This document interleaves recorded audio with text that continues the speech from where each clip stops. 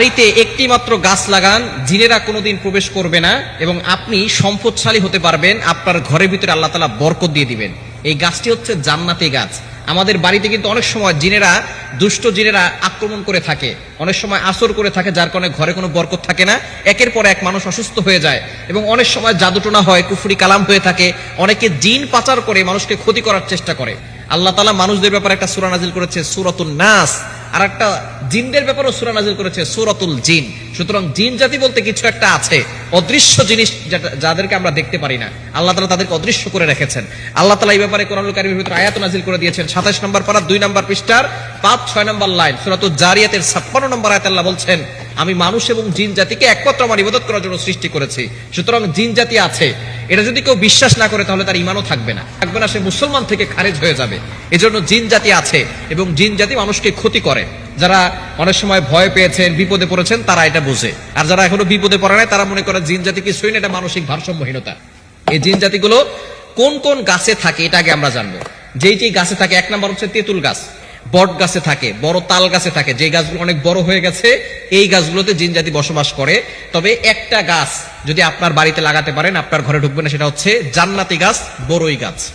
এই বড়ই গাছটা হচ্ছে খুবই ভালো একটি গাছ এবং এটা জান্নাতি গাছ। সিদরাতুল মুনতাহা, ৭ আসমানের পর একটা জায়গা আছে সিদরাতুল মুনতাহা।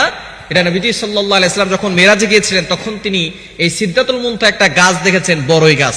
এই বড়ই গাছটা এত বড় গাছ যার পাতাগুলো হচ্ছে হাতির কানের মতো এবং তার বড়ই, এক একটা বড়ই হয় ১২ মণ ওজনের, ১১ থেকে ১২ মণ ওজনের এক একটা বড়ই হয়। নবীজি সাল্লাল্লাহু আলাইহি ওয়াসাল্লাম নিজে এসে মেরাজ থেকে বলেছেন যে সেখানে একটা বড়ই গাছ আছে। সুতরাং এই গাছটা হচ্ছে জান্নাতি গাছ।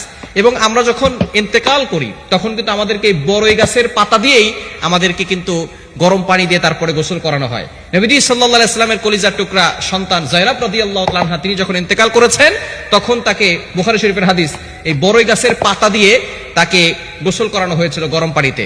এটা কেন? বর্তমান চিকিৎসা বিজ্ঞান দেখতেছে যে বড়ই গাছের পাতা দিয়ে গোসল করানো হয় কেন।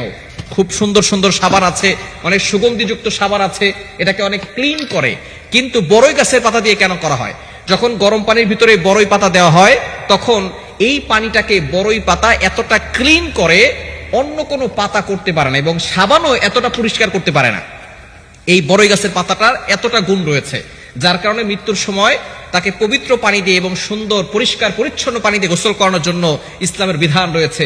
এজন্য এই বড়ই গাছের পাতার ভিতরে অনেক গুণ রয়েছে এবং বড়ই গাছটা হচ্ছে বরকতি গাছ।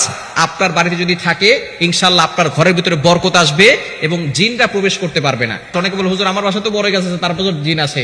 ঘরের ভিতরে অন্যায় হচ্ছে, নামাজ হচ্ছে না, অন্যায় কাজ করতেছেন, তখন কিন্তু বড়ই গাছ দিয়ে কোনো লাভ হবে না। এজন্য অবশ্যই নামাজ পড়তে হবে, আল্লাহর ইবাদত করতে হবে, হারাম ছাড়তে হবে, সব সময় পবিত্র পরিচ্ছন্ন থাকার চেষ্টা করতে হবে।